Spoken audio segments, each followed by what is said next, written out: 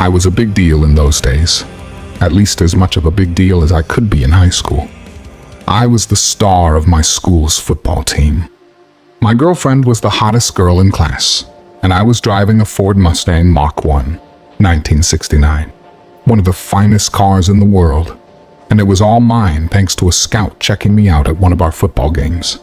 Big talks of a scholarship with my name on it.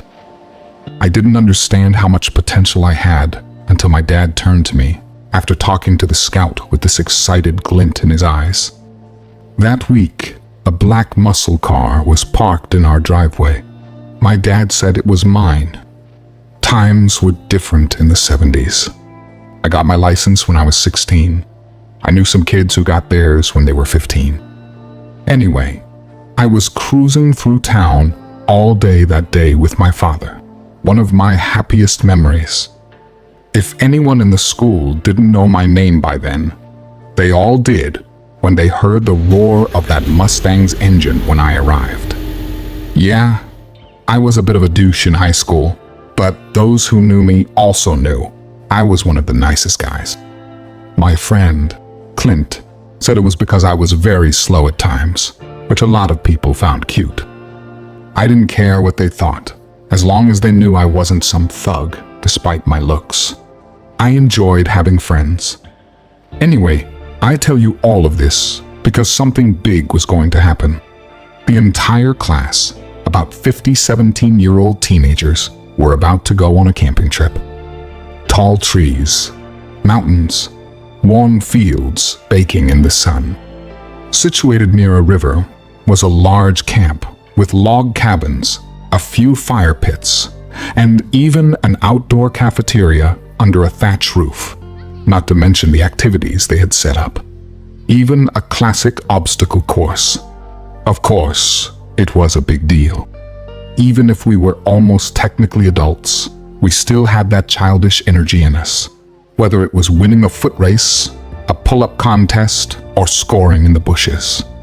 We were thinking about swimming in the river, competitive camp games, like tug-of-war, sneaking off after lights out with our girlfriends, and, of course, impressing anyone somehow during that trip.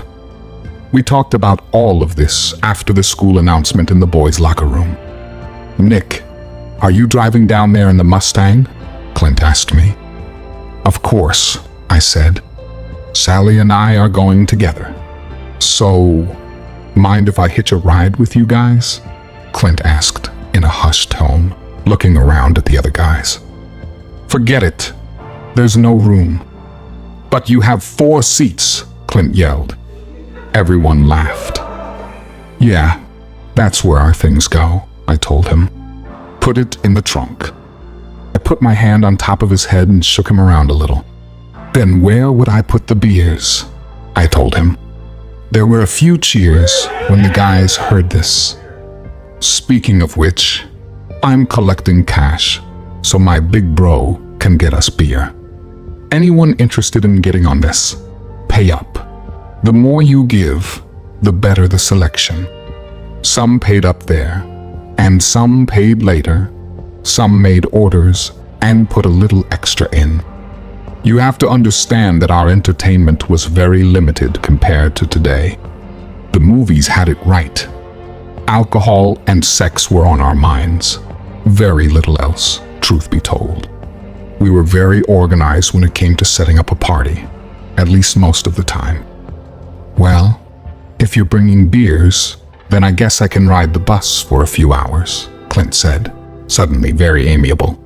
"Still, next time, pal."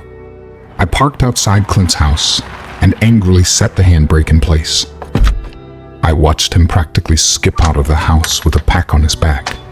After putting his things in the back seat, Clint opened the passenger door and hopped into the Mustang. "Hit it, lover boy," he said. "Shut the hell up," I snapped. All he could do was laugh as we set off. "Hey, I'm sorry Sally got sick," Clint said, twisting the cap off a soda bottle. He was very careful with it after I glared at him. "Yeah, me too," I muttered. We listened to the radio in silence. I stopped at the gas station before heading to school. I needed to fill up the tank and a jerry can. It's always good to have a little extra for long trips.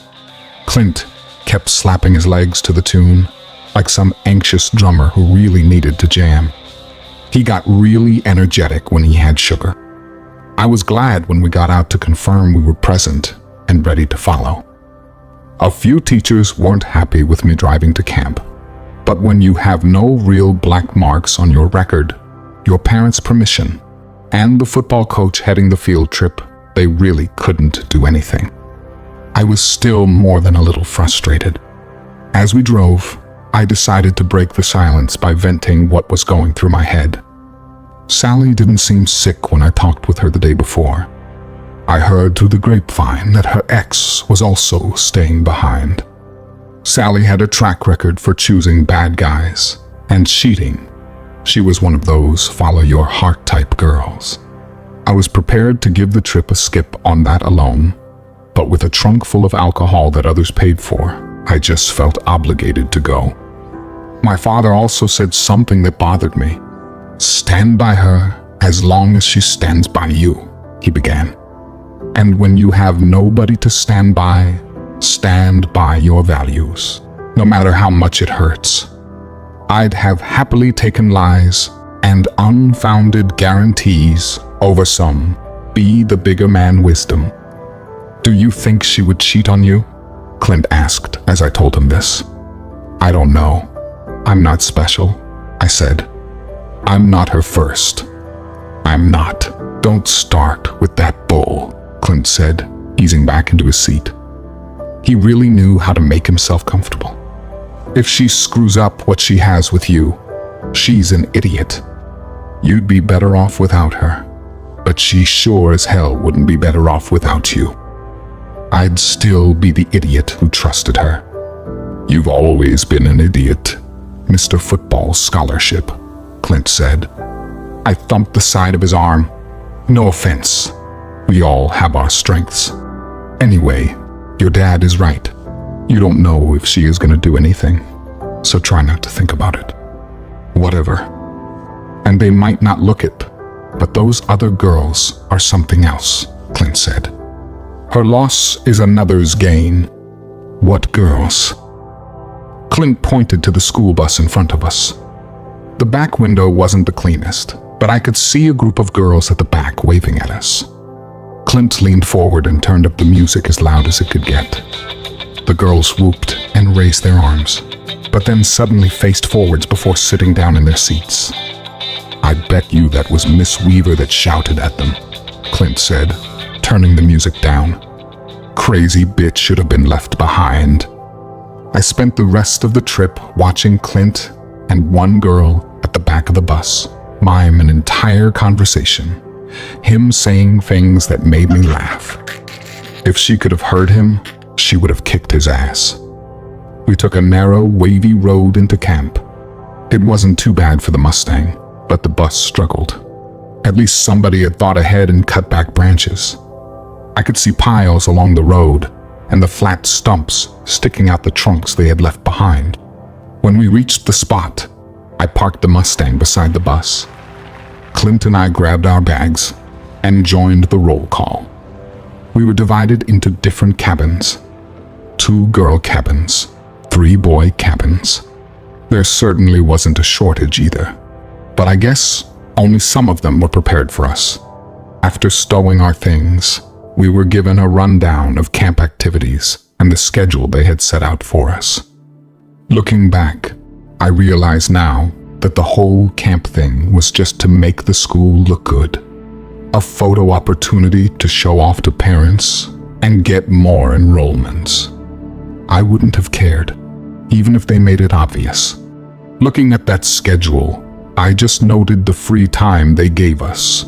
Morning, midday, and evening, except for the 5th day, which was a stargazing astronomy lesson. Blah. I used the first free slow time to talk with the guys before we went to our assigned cabins. The plan was simple. Get the booze in the evening, conceal it in our bags, and then hide it in the cabin. There were only a few teachers and a couple of hired instructors. There weren't any room checks. Nothing. These were lenient adults who wanted to enjoy their time there as much as we did. I wouldn't have been surprised if Coach Sykes brought his own booze. 1 or 2 from every cabin, Clint said. Bring empty bags. We can't all go to the Mustang. People will definitely notice. What time? Somebody asked. Late. After midnight, I said. We gotta make sure the teachers are asleep. So midnight is a good time. With the plan set, I was part of the 6 guys that would hike back up to the bus and Mustang. I wasn't about to lend someone the keys to my car just so they could open the trunk. Besides, seeing as it was in my car, I would get in trouble anyway if things went to hell. Stop crowding the window, I told the guys in my cabin. We have to keep a lookout, Nick, one said. If you're caught, we ain't getting out a drink the rest of the week. Shut up, I said, sliding the window shut. I will get the damn beer. Tensions were high. The first 2 nights of our stay were screwed. One of the girls, that first night, swore she saw something in the woods and screamed, which set the teachers off thinking there were wild animals. Big deal, right? It's the forest. There's bound to be a few animals. A fact that didn't keep her from screaming her head off. It was a big joke the next day, but she wasn't laughing. The night after that was screwed, thanks to a pair of lovebirds who crossed by right in front of one of the teachers' cabins. Big mistake. For that one, Coach Sykes kicked in every door to the guys' cabins and lectured us on late-night walks in the forest.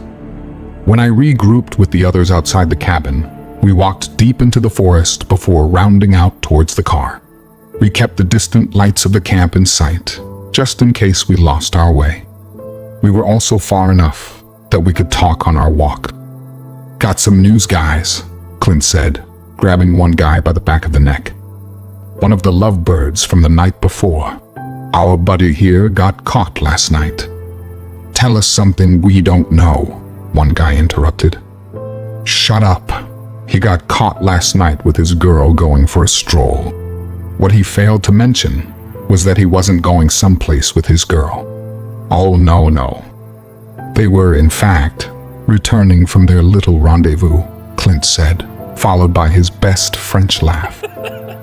Bullshit. Did he tell you that? No. This little bit of information came from Abigail, who, get this, thanked him for a wonderful night right outside the girls' cabin this morning. You heard? The lovebird said. 3 cheers for Stanley and Abigail tomorrow, Clint continued, patting Stanley's shoulder. For now, pay the stupid bastard back for almost costing us a great booze heist. Clint smacked the back of Stanley's head, followed by the rest of us, who had a few soft hits in. With that matter settled, we cracked jokes and continued our climb up the hill. We soon found the familiar path that we took down to camp and stuck to that. It was slow going. You'd be surprised how dark it can get, and we weren't about to use flashlights. Luckily for us, the bus was easy to spot in the dark, so we stumbled over to it and approached the trunk of the Mustang. After unlocking the trunk, we started to pack our bags with the cans of beer. Why cans? One guy asked. Bottles make noise, I told him. Although I have a brandy bottle here for Max, who felt like being a little extra. Which cabin is Max in? Mine. Hand it here, another said, taking it. Fucking brandy. Fucking brandy, we all repeated. Max always has to be special, huh? Well, he better share. We're not going to be able to take everything, Clint said. That's fine, I said. We missed the first 2 nights, so it works out. I closed the trunk and locked it. We tightened our packs and prepared ourselves for the walk back. It was going to be a lot harder. Liquid tended to slosh about, making balance tough. It would take even longer. Unfortunately, going slow was no longer an option. Near the path we took, we saw a flashlight. It bobbed with the person's movement, and for a moment we just stared at it. Then the light turned to us. Silently, we all turned to the forest and ran, knowing that if we said anything, our voice might be recognized. We had to leap over a short fence the vehicles were parked in front of. I could tell that a few of us had tripped over it. I heard glass break, and another utterance of fucking brandy before we took the tumble down. Loose leaves, tall grass, and twigs. I could tell we had entered the deeper forest when the grass thinned out, and all I heard was the crunch of twigs and leaves. I didn't run for more than 10 seconds before I noticed how quiet it got. I focused on making distance. Running with that weight on my back didn't faze me much. I had been running with weights like that as part of my exercise routine. You need strong legs to play football.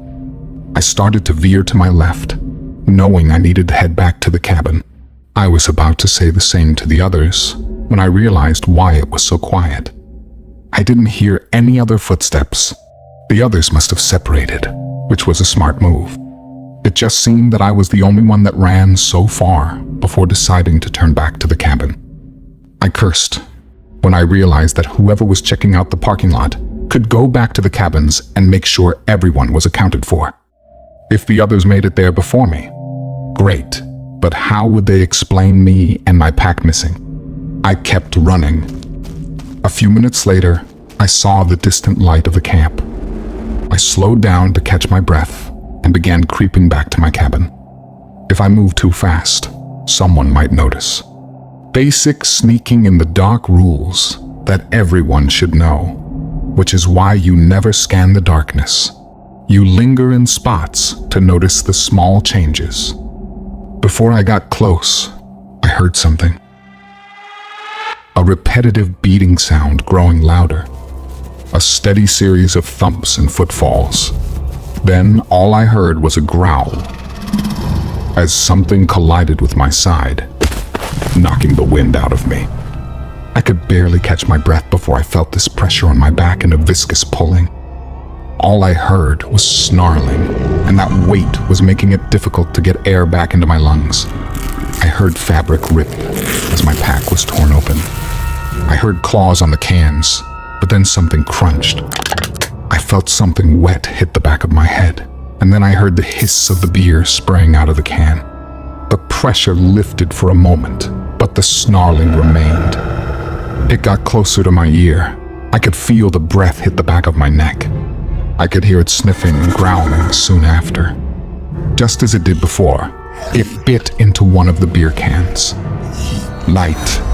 A flashlight beam crossed through the trees, hitting me before going somewhere else. The pressure lifted off my body, and I heard something running. I rolled over quickly to see something moving between the trees. It was massive. A dog-like creature that bounded from tree to tree before sprinting off into the darkness. I stayed still in the shadow of the tree. I heard the footsteps of someone. Whoever they were, they stopped just before my tree. The flashlight scanned back and forth over the forest before they turned around and walked back to camp. I steadied my breathing again when I thought they were out of earshot. The feeling of panic took a lot longer to settle. When I thought it was safe, I got everything together and made my way to the cabin. I took my time not just to be careful, but because I kept looking back. I reached up and knocked on the window. It slid open. Hands stretched out to take the pack, and then they helped me inside the cabin. In the dark, I got plenty of pats on the back. I was the last one, but no alarms were raised. Mission successful. What happened to your pack? Someone asked. Did you catch it on something? Looks like he already started. 2 cans are missing, another said. The mood was too good, and I was too disoriented to tell them anything. I decided not to say anything, but I was grateful it was dark. I didn't want them to see my face. That night was a mini party, as was the fourth night of our camping trip. Some booze slipped into one of the girls' cabins, but I wasn't complaining. I just tried to relax as best as I could after that. Being the camp hero, I had plenty of beer to help with that, but otherwise, we were all fairly calm and quiet. On the fifth day, Clint shouldered me. "One of the cabins has gone dry," he said. "Max's one. I guess he needed the stronger stuff to keep him from overdoing it." "Too bad," I said. "I'm not going to get more. Screw Max." "Yeah, my thoughts exactly," Clint nodded. "Besides, it's the last night. No chance of slipping past the teachers tonight, especially Coach Sykes." "What do you mean?" "Stargazing tonight," Clint said. "Remember, we're going for a night hike to the clearing to get a good look. Maybe I can smuggle some of my..." I stopped listening to him. I was busy thinking up excuses. The best excuse I could come up with was food poisoning. Not the blow chunks into the toilet, but the painful, stomach-imploding kind that made it difficult to go on hikes in the dark. Coach Sykes immediately saw it as his best football player needing some rest and recovery, so gave me a few pills and told me to hit the sack. Miss Weaver, however, would stay behind and keep an eye on things. She didn't want to leave one student behind in the camp while everyone went off on the hike. I think she was going to stay behind anyway. She was a little too old for it all as well. I didn't care. I just holed up in my cabin and breathed a sigh of relief. I saw her make the rounds, walking mostly between the cafeteria and the female teacher's cabin. I see her stop at some point to look out towards the river and the mountain behind it, smoking a cigarette. I couldn't really see her figure, but I could see the glow of the cigarette tip now and then. I joined her with my relaxation ritual. A few cans of beer were close by. I thought about the trip back home. Clint would be riding shotgun. I knew that much, but I wondered if the extra fuel from the jerry can would be enough. I tried recalling a gas station along the way. I crushed a beer can into a flat disc and added it to the rest. We would get rid of all of them in one shot. Couldn't leave any easy-to-spot cans lying around. With these mundane thoughts circling my mind, I decided that I was preoccupied as well as liquored up. Enough. It was time to get some sleep. I went to bed and waited for sleep to take me. I then heard the footsteps of someone walking outside. Looking up to glance through the gap in the curtains, I saw the familiar glow of a cigarette. I was about to lower my head when the shape shifted and a second glow appeared. Two fiery sparks in the darkness that weaved from side to side. I didn't quite understand what I was looking at. That's when the figure left the darkness, so painfully slow, creeping, not too different from the way I did when I approached the cabin after grabbing the booze. As the cool light of the night hit the body, the shape confused me more. At first, I saw an arm, but it was dark and misshapen. The fingers weren't that long. The legs themselves appeared crouched, yet the figure was tall. As it stepped fully into view, I saw that the misshapen parts of its body were merely clumps of hair that seemed to stand among its already hairy form. The fingers weren't long for its size, but its claws made up for it. The eyes lost their red tinge, becoming black beads that caught the light, but even the darkness seemed to dim that glint. It was a monster, a wolf-like creature standing on its back legs. Its body, an ugly, demonic mix between man and dog. Yet, its face was that of a hound with white teeth, gnarled, as I could see a few poking out from beneath its black lips. As it approached, it must have seen me. It must have seen me see it. Why else did it walk so slowly? Yet, why did its eyes follow mine? Maybe it knew I saw it and just didn't care. It knew that there wouldn't be any interruptions. This time, it knew I was alone. If it could smile cruelly, I felt it did, just before it dropped to all fours and ran towards the cabin. I was helpless. Despite my size, despite my strength, I couldn't do anything. I saw the glass shatter as if it weren't really there. A window to me, a bothersome cobweb to it. Darkness filled my vision, and in that darkness, its eyes became like fire once again. I saw teeth. I felt claws dig into my skin. I remember grabbing a bed frame. I felt teeth sink into my left leg. It hurt, but I felt true pain when the teeth reached my bone and I could feel the crunch. The grating of bone on bone. I was screaming all the time, but I knew that help wouldn't reach me in that second. The creature tried to pull me out the window. It got my leg hung over the window. It started to tug at my leg. I heard nothing but ringing, and my heart pounding. I dropped to the floor of the cabin, but I didn't feel it. I stared at the broken window and the wet blood gleaming on the windowsill. I raised my eyes to look at the sky, and then I passed out. I woke up in an ambulance, I think. The sun was up. A beam of light gleamed through the windshield and straight into my eyes. With the light in my eyes, everything looked dark, highlighted with gold.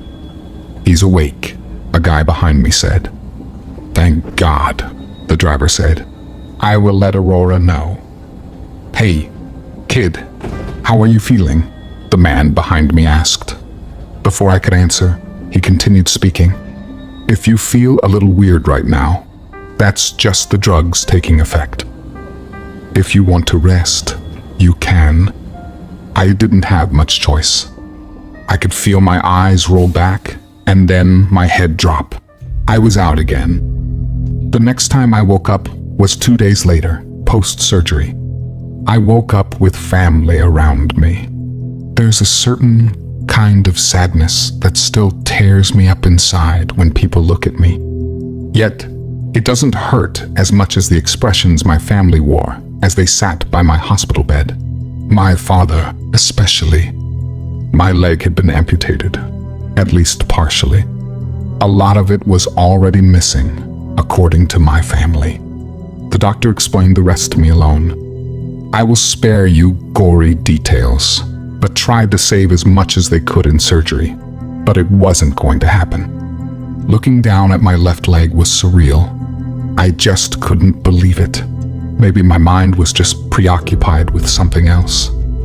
I received flowers from Sally, but she never showed up.